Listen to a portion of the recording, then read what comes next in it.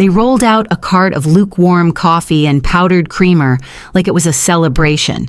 The screen at the front of the room flashed the words, "Welcome Rylan Voss, efficiency strategist." Half the team clapped. The other half blinked through the awkward silence that happens when a stranger walks in with too much gel and too many ideas. He looked like a tech startup CEO cast in a budget commercial tan, white teeth, cobalt blazer. "Thanks for the warm welcome," he said, nodding as if applause had erupted. "I'm here to help this company evolve into the next phase of performance excellence." Buzzwords dropped like confetti: modernization, integration, synergy, lean ops. I'd heard everyone before, just never delivered with such proud ignorance. Then his eyes landed on me. And of course, we've got some truly critical people here. People like Selena Ward, who's been, well, foundational. Historically. Like I was a rotary phone in a 5G world. I smiled. Not the polite kind. The kind you give when a child points at your tools and asks if they're toys. A small, sharp smile. That was all he'd get. By lunch, I was looped out of a thread I'd built from scratch, reassigned from risk assessment to legacy systems, mapping a task that meant label what we can delete. The intern seated near me. Aspen leaned in. He's kind of amazing, right? Like change is hard, but also necessary. I nodded. Necessary. I spent the afternoon reorganizing my folders, compliance audits, federal renewals, licensing records dating back 10 years, every single one tagged with my credentials. Then I opened a file I hadn't touched in nearly half a decade. Employment contract, sword, PDF, scrolled, found it. Section 9.4, upon involuntary termination, all certifications paid for or maintained by the employer shall be revoked and deregistered under Federal Compliance Code 38C.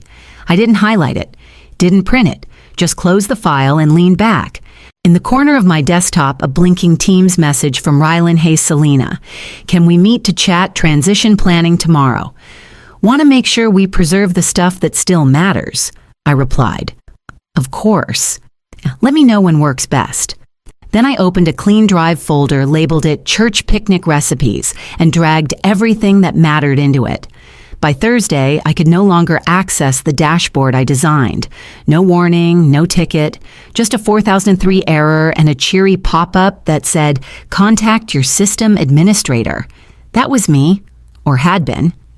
I refreshed the browser once, then twice, just to confirm. Then I closed it like a coffin. Aspen the intern, with a unicorn sticker on her laptop and a talent for finishing all the oat milk in the break room, had apparently been assigned to assist me.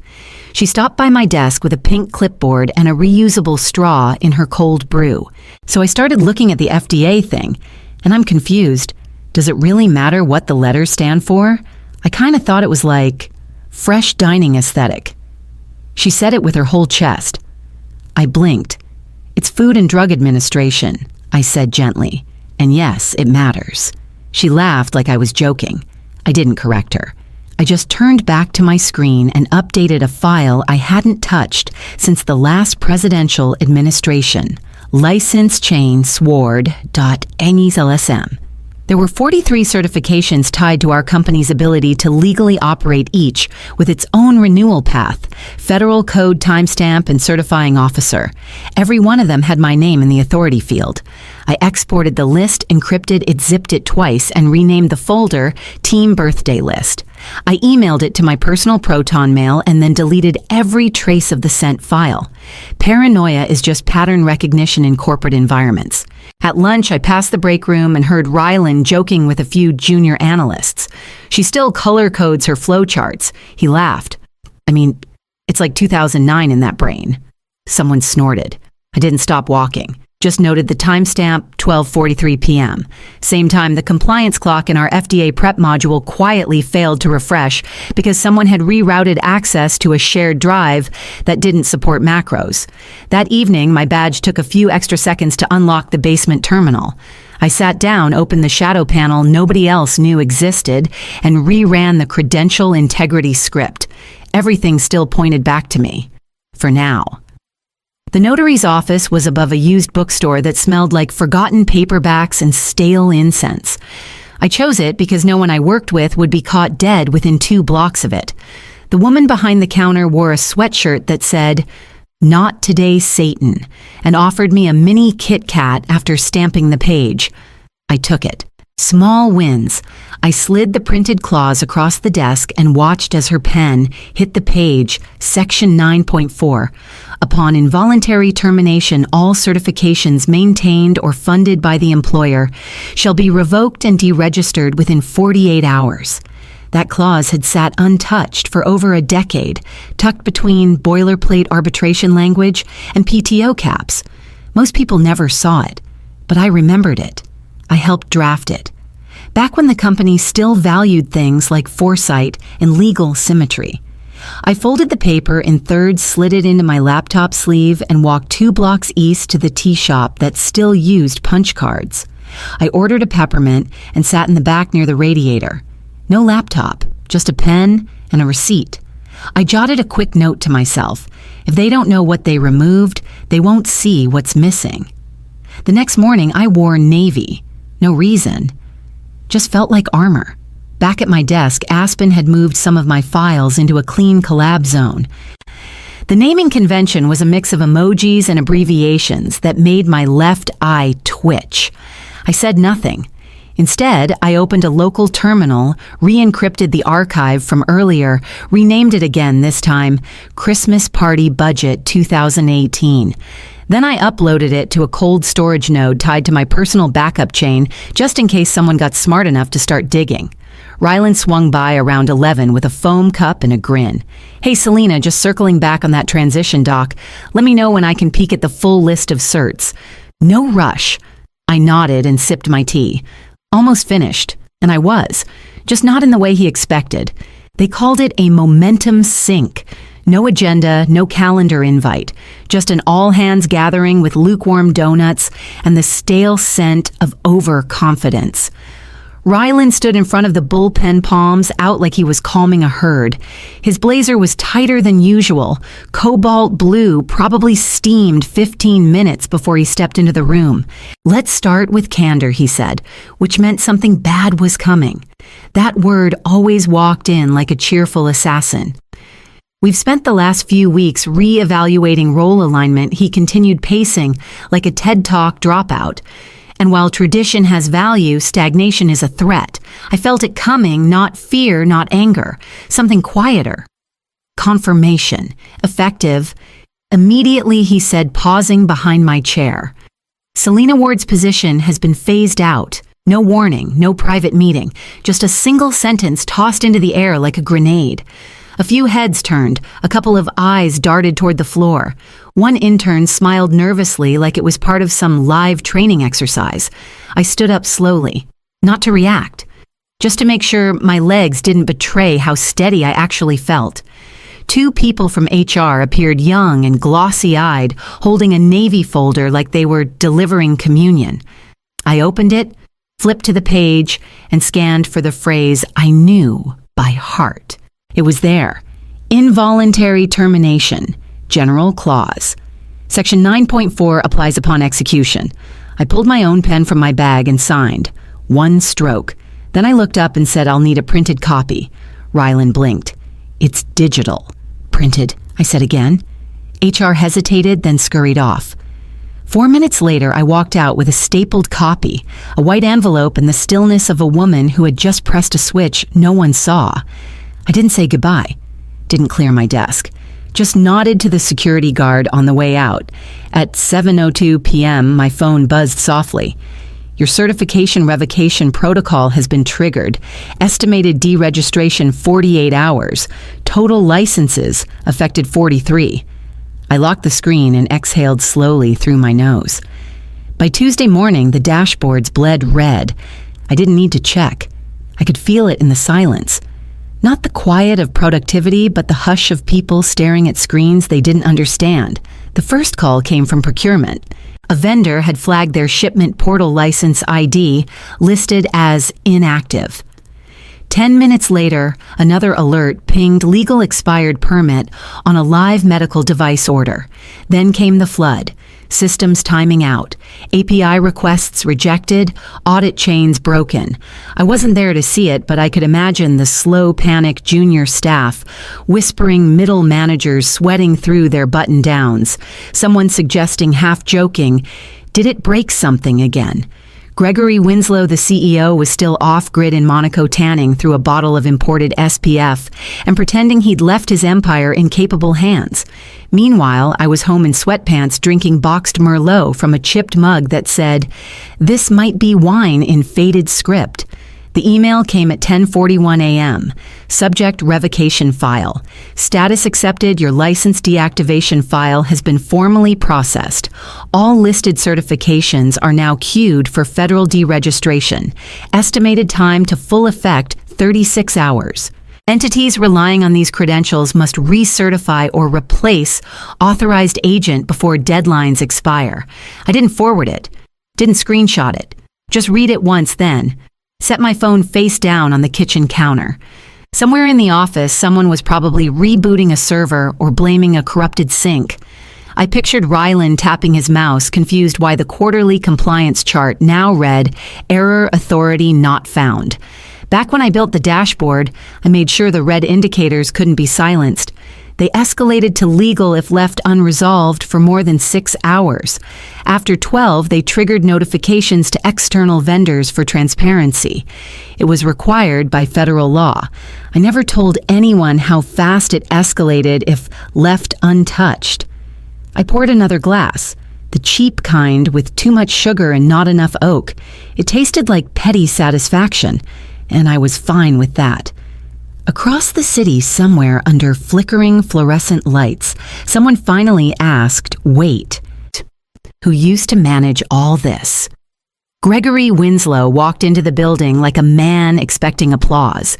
His sunglasses still hung from his collar tan, a little too golden for Seattle, and he carried the overconfident gait of someone who thought problems waited until he arrived.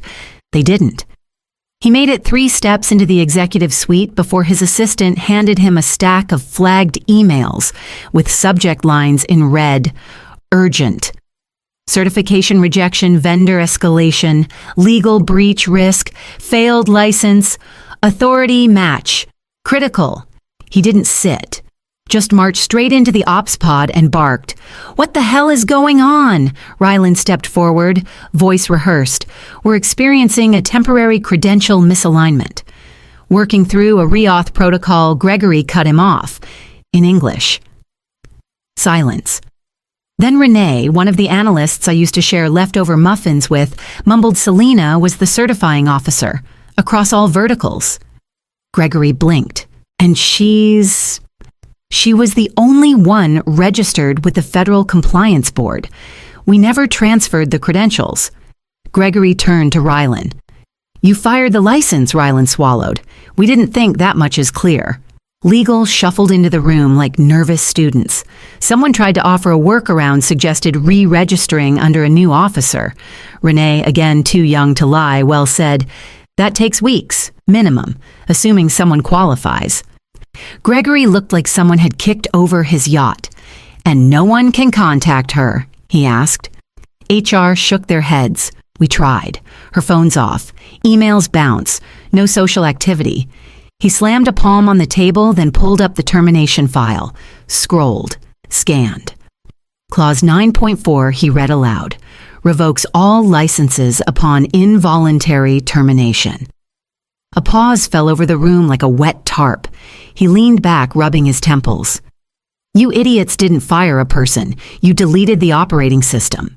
Down the hallway, someone tried to restart the licensing dashboard again. Still red. Still hers.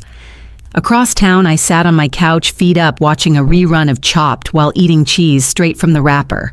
My phone buzzed once, a notification from LinkedIn. Someone had just viewed my profile. Again. The offer came dressed like an apology, but smelled like panic. Subject line, strategic return. Opportunity. Immediate start.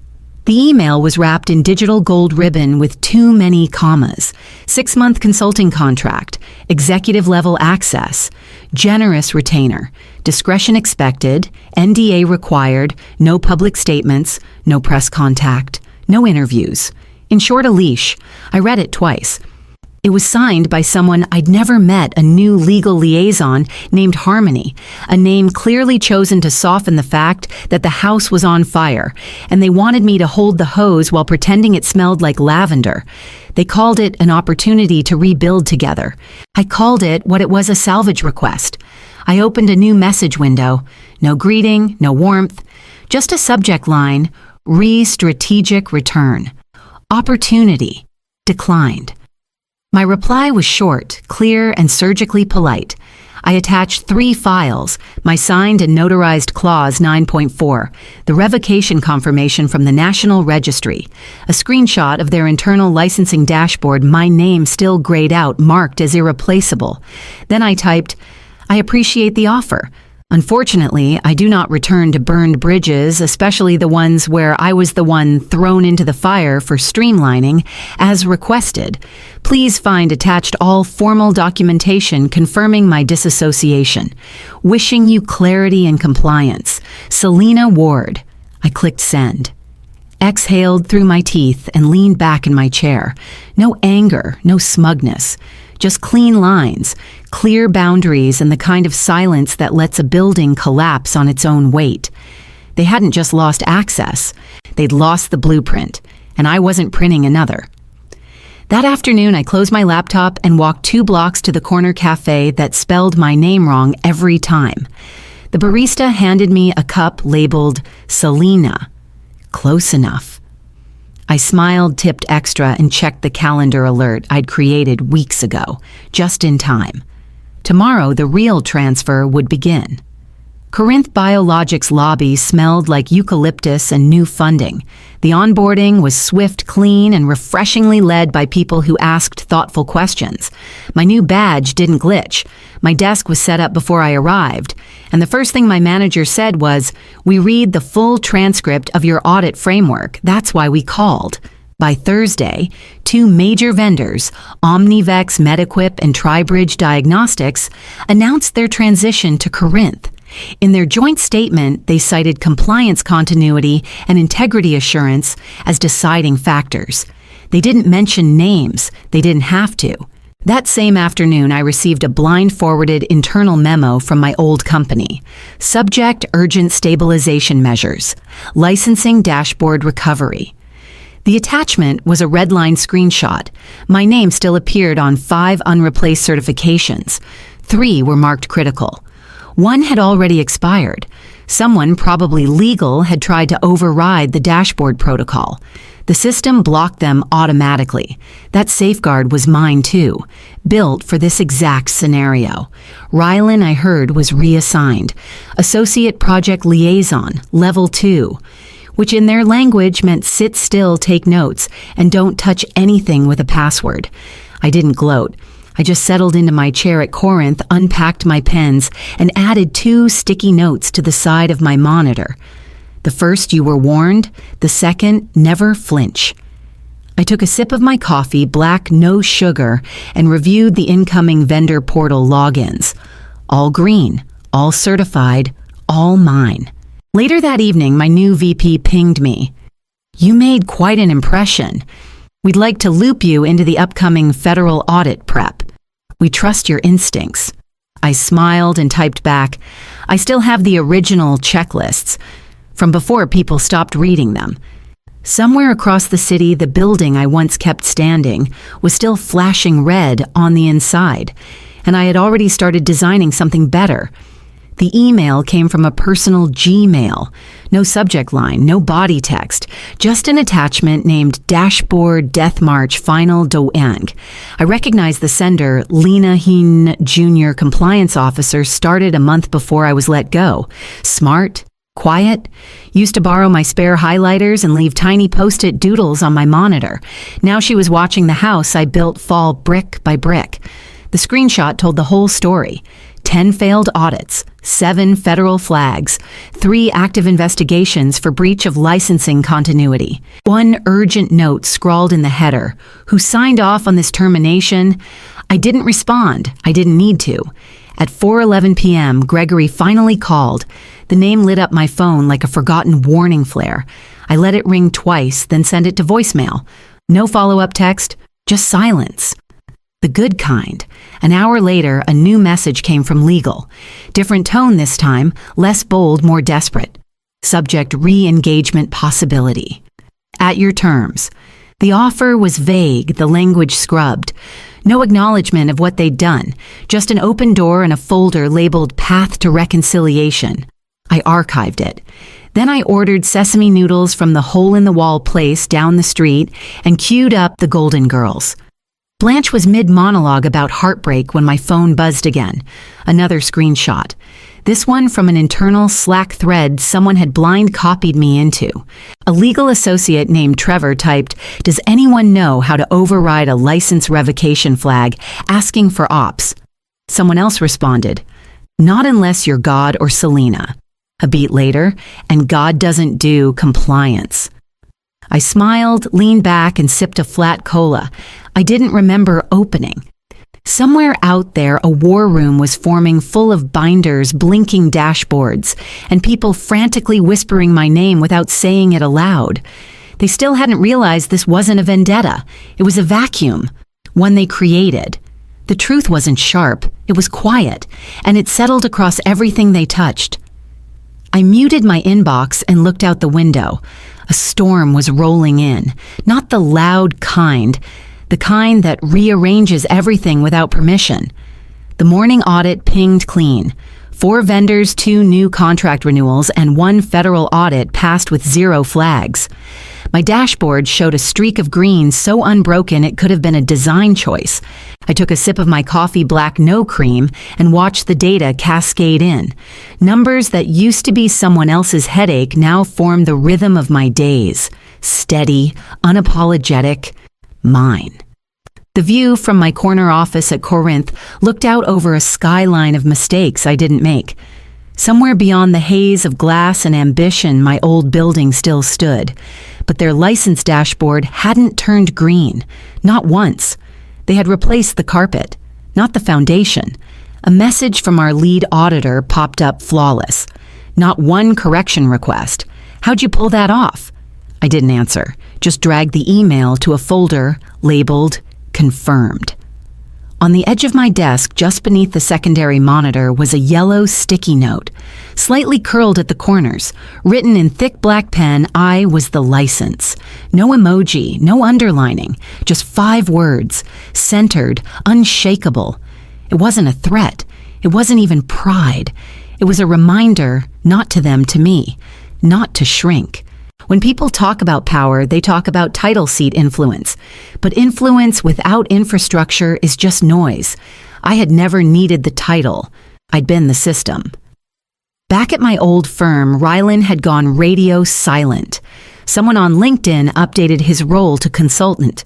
No company listed, no recommendations, no posts. The last comment on the company's update feed read simply, "Any update on audit recovery?" It had no replies. Meanwhile, Corinth's vendor portal hit a new threshold Tier 1, compliance confidence status. My team was already prepping next quarter's license batch. They didn't need me to walk them through it. They just needed the framework, the rules, the blueprint, and they had it. As I scrolled through the final status reports, one new message blinked at the top of my screen from a client I didn't recognize. The subject line read, "Referred by 3 vendors. Need your eyes."